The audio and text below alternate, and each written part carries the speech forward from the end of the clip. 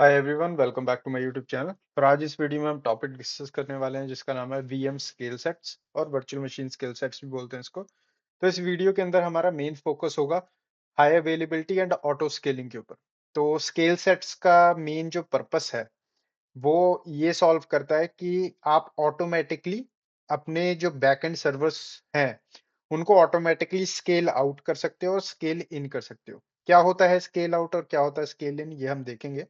तो यहाँ पे मैंने क्या किया, मैंने आपको समझाने के लिए यहाँ पे एक बेसिक सी टपोलॉजी ली है जिसकी मदद से मैं आपको बताऊंगा कि बेसिक इंफ्रास्ट्रक्चर के अंदर, मतलब कि कोई मैं एडवांस इंफ्रास्ट्रक्चर नहीं बता रहा, सिंपल से इंफ्रास्ट्रक्चर के अंदर आपको स्केल सेट्स किस तरीके से देखने को मिल सकता है और क्या-क्या एक्स्ट्रा कंपोनेंट्स होते हैं जो आपको लगाने पड़ते हैं अलोंग विद स्केल सेट्स, ताकि स्केल सेट्स भी आपका काम ढंग से करें। तो यहाँ पे क्या किया है, यहाँ पे हमने एक इंफ्रास्ट्रक्चर लिया है, ठीक है। और यहाँ पे आपका ये यूजर है, ये क्लाइंट है जो आपकी वेबसाइट को एक्सेस करता है। और आपकी वेबसाइट दो विंडोज सर्वर पे चल रही है, जैसे कि ये आपका VM1 है और ये है आपकी VM2। तो आपके पास दो वर्चुअल मशीन है, VM1 और VM2, और दोनों मशीन्स आपकी सेम ही वेबसाइट को होस्ट कर रही है, sharmaIT.com। ऑलराइट। उसके बाद यहाँ पे आपका लगा हुआ है लोड बैलेंसर। अब ये आपने इस तरीके से इंफ्रास्ट्रक्चर कॉन्फ़िगर किया हुआ है कि भाई आपके जो यूजर्स हैं वो सीधा लोड बैलेंसर को हिट करते हैं, और लोड बैलेंसर डिसाइड करता है कि भाई किस तरीके से उसको ट्रैफिक लोड बैलेंस करना है। तो प्रोबेबली राउंड रॉबिन के थ्रू सेटअप किया जा सकता है। तो लोड बैलेंसर अभी हमने डिस्कस नहीं किया, बट स्टिल आपको आइडिया दे रहा हूँ कि लोड बैलेंसर के अंदर एक वन ऑफ द टेक्निक्स होती है जिसको हम बोलते हैं राउंड रॉबिन।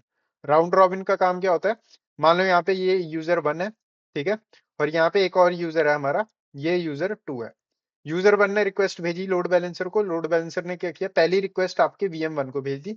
उसके बाद यूजर 2 ने रिक्वेस्ट भेजी लोड बैलेंसर को, दूसरी रिक्वेस्ट उसने VM2 को भेज दी।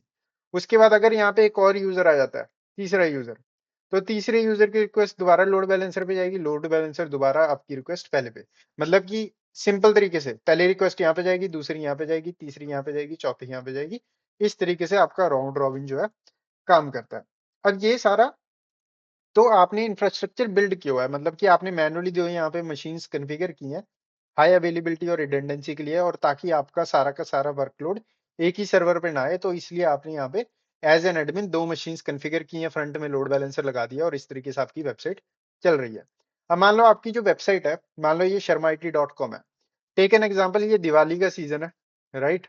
दिवाली के सीजन में लोग पटाखे खरीदते हैं, ठीक है। टेक एन एग्जाम्पल, आपकी वेबसाइट जो है उसका मेन पर्पस है पटाखे बेचना, राइट। तो आप सबसे ज्यादा ट्रैफिक कब एक्सपेक्ट करोगे अपनी वेबसाइट पे, जब दिवाली का सीजन आएगा, राइट। अब होली के सीजन में तो पटाखे नहीं खरीदेंगे लोग, दिवाली के सीजन में खरीदेंगे। तो उस सिनेरियो में आपको पता भी आपकी वेबसाइट पे ट्रैफिक दिवाली के सीजन में बहुत ज्यादा आता है। अब आपको, आपके पास यहाँ पे दो तरीके हैं। पहला तरीका है कि भाई आप मैनुअली आओ, आप अपने एडमिन को बोलो कि भाई दिवाली का सीजन स्टार्ट हो रहा है अक्टूबर से, और अक्टूबर से लेके दिसंबर तक दिवाली का सीजन रहेगा। टेक एन एग्जांपल, जब लोग बहुत हाई डिमांड में आपकी वेबसाइट को विजिट करते हैं और पटाखे खरीदते हैं। तो उस सिनेरियो में आपने अपने एडमिन को बोला कि भी एक और सर्वर स्पिन अप कर दो, या फिर दो स्पिन अप कर दो सर्वर, ठीक है। और इन सब पे लोड बैलेंसर कर दो traffic with the help of load balancer. ये चीज आप कर सकते हो। और उसके बाद जब आपका दिवाली के बाद, मतलब दिसंबर के बाद आपका जब ऑफ सीजन स्टार्ट होगा, तो आप इन सर्वर्स को रिमूव कर सकते हो और बैक टू नॉर्मल कॉन्फ़िगरेशन पे आ सकते हो। अब ये हो गया मैनुअल प्रोसेस। अब इसके अंदर आपने क्या किया, इसके अंदर आपकी पक्की एक्सपेक्टेशन है भाई अक्टूबर से दिसंबर के बीच आपके पास हाई ट्रैफिक आता है, और आपके एडमिनिस्ट्रेटर्स मैनुअली आते हैं वेब एज्योर पोर्टल के अंदर और मैनुअली ये सारी कॉन्फ़िगरेशन करते हैं। बट इफ ये जो कॉन्फ़िगरेशन आपके एडमिन्स मैनुअली कर रहे हैं, कोई ऐसी टेक्निक हो जिसके थ्रू ये सब कुछ ऑटोमेटिकली हो जाए बेस्ड ऑन ट्रैफिक, ठीक है। तो हम क्या कर सकते हैं, with the help of auto scaling ये सब कुछ ऑटोमेट कर सकते हैं।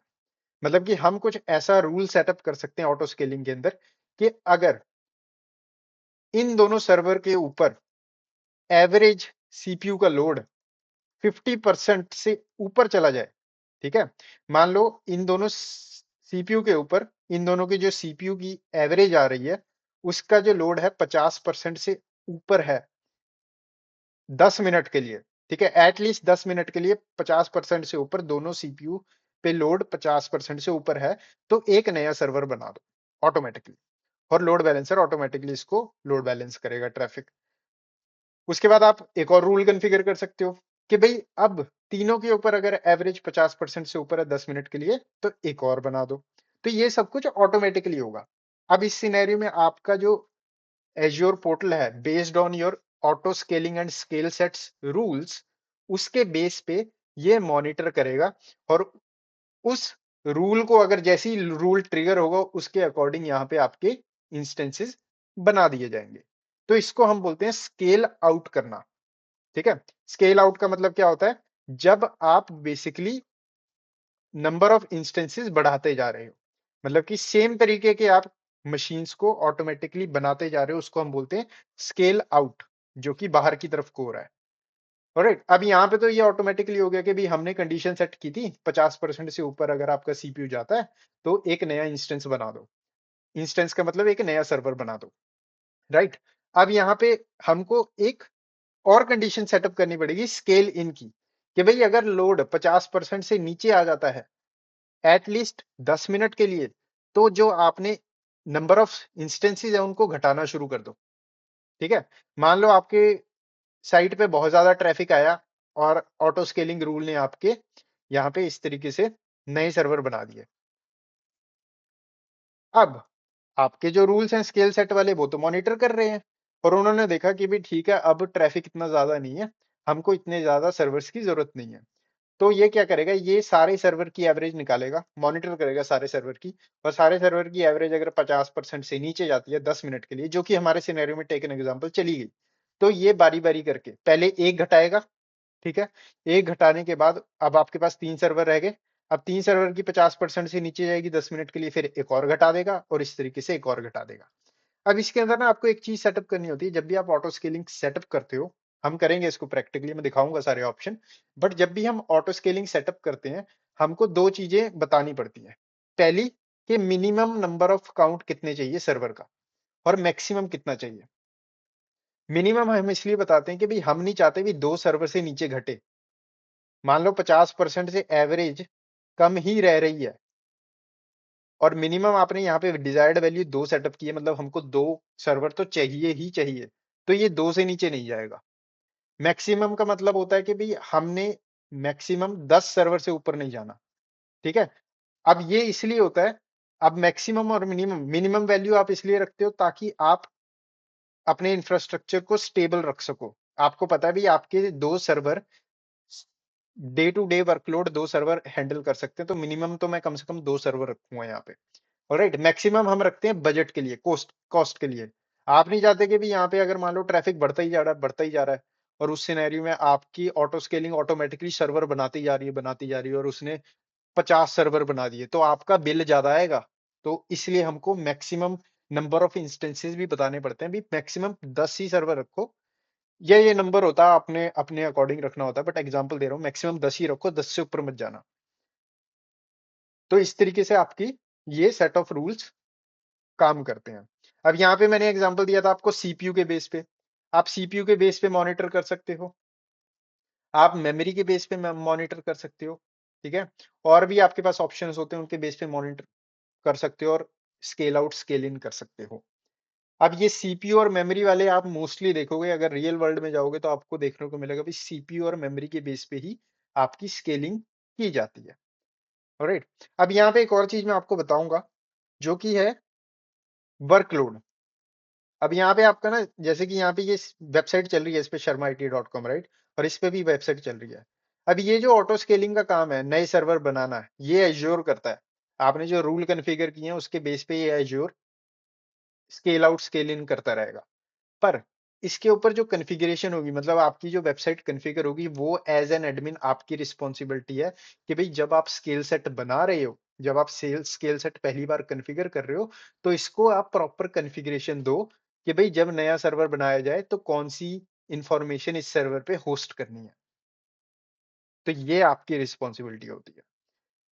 इसके मेथड्स होते हैं, इसके मेथड होते हैं जैसे कि आप कस्टम इमेजेस यूज कर सकते हो, कस्टम इमेजेस, या फिर आप टेम्पलेट्स यूज कर सकते हो, या फिर आप कस्टम स्क्रिप्ट्स यूज कर सकते हो। जैसे कि हमने विंडोज की कस्टम स्क्रिप्ट एक्सटेंशन पढ़ी थी, वो यूज कर सकते हो। क्लाउड इनिट यूज कर सकते हो अगर आपके लिनक्स के वर्कलोड है, विंडोज के नहीं है तो, इस तरीके से। बट मोस्टली आप देखोगे कस्टम इमेज बहुत सूटेबल रहती है। कस्टम इमेज का काम क्या होता है? कस्टम इमेज इस वीडियो के बाद नेक्स्ट हमारा टॉपिक कस्टम इमेज ही है, जिसके अंदर मैं बताना सिखाऊंगा कि कस्टम इमेज बनाई कैसे जाती है। बट कस्टम इमेज बेसिकली क्या होती है? मान लो यहाँ पे ये आपकी मशीन है, ये आपने विंडोज का सर्वर इंस्टॉल किया, इसके ऊपर आपने अपनी वेबसाइट पूरी की पूरी कॉन्फ़िगर कर दी। जैसे ही आपकी पूरी की पूरी वेबसाइट कॉन्फ़िगर हो गई, उसके बाद आपने इस सर्वर की एक इमेज बना दी, ठीक है? अब ये जो इमेज बनी है ना, इस इमेज के अंदर सब कुछ है। आपकी वेबसाइट की इंफॉर्मेशन है, आपकी लॉग्स, फाइल्स या जिस भी तरीके से आपने वेबसाइट को कॉन्फ़िगर किया गया है, वो सारी इंफॉर्मेशन इस इमेज के अंदर है। अब जब नई वर्चुअल मशीन बनाओगे आप इस इमेज को यूज़ करके, उसके अंदर प्री कॉन्फ़िगर्ड सब कुछ होगा। आपकी वेबसाइट प्री कॉन्फ़िगर्ड होगी। तो स्केल सेट्स के अंदर आप यूजुअली देखोगे भी कस्टम इमेज यूज़ की जाती है, क्योंकि आपको एज़्योर को वो इमेज देनी है, वो इंफॉर्मेशन देनी है जो उसको नई मशीन बनाते हुए पुट इन करनी है वेबसाइट के अंदर, मतलब कि आपकी इंस्टेंस के अंदर। तो इस तरीके से आपका स्केल सेट्स और ऑटो स्केलिंग काम में आता है। तो यहाँ पे बेनिफिट्स के लिए मैंने कुछ पॉइंट्स लिखे हुए हैं, और मैं माइक्रोसॉफ्ट की जो डॉक्यूमेंटेशन है उसका लिंक भी डिस्क्रिप्शन में डाल दूंगा, आप फर्दर भी पढ़ सकते हो। बट यहाँ पे मेन चीजें जो आपको ध्यान में रखनी है, ऑटो स्केलिंग मतलब कि प्रॉब्लम क्या सॉल्व कर रहा है, बेनिफिट क्या दे रहा है। सबसे पहले तो है ऑटो स्केलिंग मतलब कि स्केल सेट्स बेनिफिट देता है आपको ऑटो स्केल करने का, मशीन्स को बेस्ड ऑन डिमांड। मतलब आपकी वेबसाइट की जितनी डिमांड है उसके बेस पे आपके नए सर्वर बना दिए जाएंगे, और अगर डिमांड घटती है आपकी वेबसाइट की तो सर्वर्स घटा दिए जाएंगे। इससे आपका क्या हो रहा है? इससे आपका पैसा बच रहा है, आप उतना ही यूज कर रहे हो जितनी जरूरत है। ठीक है? अब मान लो आपने 10 सर्वर लगाए हुए हैं, कॉन्फ़िगर किए हुए हैं, और आपकी वेबसाइट पे इतना ट्रैफिक ही नहीं है कि 10 के 10 सर्वर के ही की ज़रूरत हो, तो उस सिनेरियो में आप उन 10 सर्वर पे अपना पैसा खराब कर रहे हो। तो इस तरीके से आप पैसे बचा सकते हो, राइट? नेक्स्ट आपकी स्केलिंग रिस्पॉन्सिबिलिटी होती है एज़्योर की, based on rules you configure, both scale in and scale out. मतलब कि स्केलिंग की रिस्पॉन्सिबिलिटी जो होती है ना, स्केल सेट्स की हेल्प से अंडरस्टैंड करता है एज्योर कि अच्छा ये स्केल सेट बनाया हुआ है इन्होंने, इस स्केल के सेट के अंदर जो कॉन्फ़िगरेशन की है उसके जो रूल हैं, उसके बेस पे मैं डिसीजन लूंगा नया स्केल, मतलब कि नया सर्वर बनाना है या नहीं बनाना है। अगर नया सर्वर बना हुआ है तो उसको घटाना किस रूल के बेस पे है। नेक्स्ट, यहाँ पे you can setup scale sets to work with custom script extensions, custom images and cloud init. Cloud init आपका आता है जब हम बात करते हैं लिनक्स वर्कलोड की, कस्टम स्क्रिप्ट एक्सटेंशन आपका आता है जब हम बात करते हैं विंडोज वर्कलोड की। दोनों हमने देखे हुए हैं, क्लाउड इनिट और कस्टम स्क्रिप्ट एक्सटेंशन कैसे यूज की जाती हैं। नेक्स्ट है हमारा कस्टमर में access your application through a load balancer, right, that distribute your request to one of the application instances.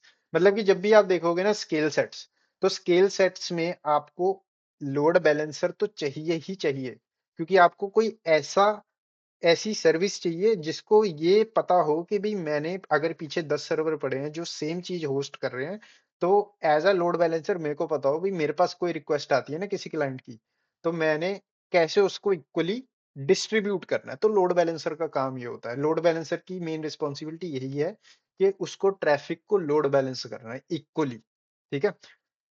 तो लोड बैलेंसर आप देखोगे ही देखोगे, जब भी स्किल सेट्स आता है तो लोड बैलेंसर एक चीज होती है जो कि जिसकी जरूरत आपको पड़ती ही पड़ती है। ठीक है? नेक्स्ट आपका easy to create and manage multiple machines, right. अब यहाँ पे आपकी 10 वर्चुअल मशीन ऑटो स्केलिंग हो रही है, तो कितना इजी है आपके लिए। आपको एज एन एडमिन कुछ नहीं करना, आपको एक बार स्केल सेट कॉन्फ़िगर कर देने हैं। उसके बाद आपको एक नोटिफिकेशन सर्विस वगैरह मिलती है, जिसके अंदर आपको क्या होता है, आपको एज एन एडमिन ईमेल आ जाती है, भाई सीपीयू के रिसोर्सेज 50% से ऊपर चले गए, तो हमने एक नया सर्वर बना दिया। तो एज एन एडमिन आपको पता लगता रहता है ओके नए सर्वर बनते जा रहे हैं, सर्वर कम होते जा रहे हैं, आपको मैनुअली जाके ये कोई कॉन्फ़िगरेशन नहीं करनी पड़ेगी। इससे क्या होता है, आप एज एन एडमिन और चीजों पे ध्यान दे सकते हो, इंस्टेड ये रिपीटेटिव टास्क परफॉर्म करने की जगह। तो इस तरीके से आपको स्केल सेट्स जो है बेनिफिट कर सकते हैं। नेक्स्ट है स्केल सेट, जब हम बनाते हैं उसके अंदर दो तरीके के मोड मिलते हैं हमको। ठीक है? ऑर्केस्ट्रेशन मोड्स बोलते हैं इनको। पहला होता है हमारा यूनिफॉर्म, और दूसरा होता है हमारा फ्लेक्सिबल। अब यूनिफॉर्म क्या होता है? यूनिफॉर्म यूजुअली आप देखोगे यूनिफॉर्म ही यूज करते हैं यूनिफ़ॉर्म आपको देखने को मिलेगा जब हम आइडेंटिकल वीएम इंस्टेंसेस की बात करते हैं। जैसे कि हमारी ये इमेज का सिनेरियो था। इसके अंदर दोनों सर्वर्स जो थे सेम ही थे, आइडेंटिकल ही थे। दोनों सर्वर के ऊपर कॉन्फ़िगरेशन आइडेंटिकल थी। तो ये यूजुअली आप देखोगे यूनिफ़ॉर्म ऑर्केस्ट्रेशन मोड के अंदर काम में आएगी। जैसे कि every instance in the scale set is exact replica ensuring consistency. Next है यूनिफॉर्म ऑर्केस्ट्रेशन आपका सपोर्ट करता है virtual machine profile. Virtual machine profile क्या है? एक टेम्पलेट जिसके अंदर आप बताते हो भाई ओएस कौन सा यूज करना है, मतलब कि किस तरीके की विंडोज 10, विंडोज 2019 सर्वर 2022 या फिर 25 भी आ रहा है अब, राइट? तो वो डिफाइन करते हुए कौन सा ओएस यूज करना है। उसके बाद वीएम का साइज क्या रखना चाहिए, मतलब कितने उसको सीपीयू चाहिए, कितनी उसको रैम चाहिए, नेटवर्किंग की कॉन्फ़िगरेशन क्या हो, ये टेम्पलेट के बेस पे आप यूनिफॉर्म के साथ यूज कर सकते हो। ठीक है। हाई अवेलेबिलिटी प्रोवाइड करता है fault domain high availability guarantees for more fewer than 100 instances. ठीक है, तो हाई अवेलेबिलिटी का ऑप्शन मिलता है आपको। तो इसका लिंक मैं डाल दूंगा डिस्क्रिप्शन में, जहां पे आप इसके बारे में ऑर्केस्ट्रेशन मोड के बारे में और समझ सकते हैं। नेक्स्ट है हमारा फ्लेक्सिबल। फ्लेक्सिबल ऑर्केस्ट्रेशन मोड क्या है? तो फ्लेक्सिबल के अंदर क्या होता है कि भाई आप कस्टमाइजेबल वीएम इंस्टेंसेस रख सकते हो। जैसे कि यहाँ पे तो आइडेंटिकल था कि भाई बैकएंड पे जितने भी सर्वर्स होंगे आपके, ठीक है, लोड बैलेंसर के अंदर पीछे जितने भी सर्वर लगे हैं वो सारे के सारे सेम होने चाहिए, सेम कॉन्फ़िगरेशन के साथ। बट इसके अंदर थोड़ा डिफरेंट है कॉन्सेप्ट। इसके अंदर ऐसे है कि भी ईच इंस्टेंस अपनी एक डिफरेंट कॉन्फ़िगरेशन रख सकता है, जैसे कि different VM size, different OS type. ठीक है, तो इस तरीके से फ्लेक्सिबल आपका काम करता है। हाई अवेलेबिलिटी है फॉर लार्ज स्केल एप्लीकेशन। यहाँ पे आप देख सकते हो सपोर्ट करता है 1000 वीएम्स पर स्केल सेट। एक स्केल सेट के अंदर आप 1000 वीएम्स तक स्केलिंग कर सकते हो। तो ये आपके होते हैं ऑर्केस्ट्रेशन मोड्स। तो ये मेन है जो आपको समझना है। स्केल ऑटो स्केलिंग जो है बहुत इंपॉर्टेंट है, रियल वर्ल्ड सिनेरियो से भी बहुत इंपॉर्टेंट है और एग्जाम पॉइंट ऑफ व्यू से भी बहुत इंपॉर्टेंट है। यूजुअली अगर मैं आपको आइडिया दूं तो एग्जाम पॉइंट ऑफ व्यू में आपको प्रोबेबली, मतलब एग्जैक्टली नहीं मैं बता सकता कि भी एग्जाम में क्या ही आएगा, राइट? वो माइक्रोसॉफ्ट की गाइडलाइंस के अगेंस्ट है। बट मैं आपको आइडिया दे सकता हूँ कि भाई आपको रूल्स कैसे बनाए जाते हैं, रूल्स के बेस पे ऑटो स्केलिंग कैसे होती है, ठीक है, ऑर्केस्ट्रेशन मोड्स कितने टाइप के होते हैं और कितने मैक्सिमम नंबर ऑफ वीएम्स मिलती हैं आपको, ये सारी इंफॉर्मेशन आपको पता होनी चाहिए। ठीक है, जैसे कि हम कस्टम स्क्रिप्ट एक्सटेंशन यूज कर सकते हैं, कस्टम इमेजेस यूज कर सकते हैं, या फिर आपको प्रोबेबली एग्जाम के अंदर सिनेरियो बेस्ड क्वेश्चन आ सकता है, भाई हमारे पास कुछ ऐसा सिनेरियो बना हुआ है जिसके अंदर आपको ऑटोमेटिकली इंस्टेंसेस इंक्रीज डिक्रीज करने हैं। तो बेस्ड ऑन व्हाट, मतलब वो क्या सर्विस यूज करके आप ये चीज कॉन्फ़िगर कर सकते हो। तो माइक्रोसॉफ्ट के जो एग्जाम के क्वेश्चंस होते हैं कुछ सिनेरियो बेस्ड ही होते हैं, तो उसके बेस पे ऐसे आ सकते हैं। तो आई हाईली रिकमेंड, जो मैं लिंक दूंगा आपको डिस्क्रिप्शन में, आप उसके थ्रू भी जाएं एक बार। बट इस वीडियो में बस इतना ही। वीडियो को लाइक करें, चैनल को सब्सक्राइब करें। मैं मिलता हूँ आपको नेक्स्ट वीडियो में, और नेक्स्ट वीडियो में हम डिस्कस करेंगे कि कैसे बनाया जाता है स्केल सेट्स, कैसे कॉन्फ़िगर किया जाता है, प्रैक्टिकली देखेंगे उसको।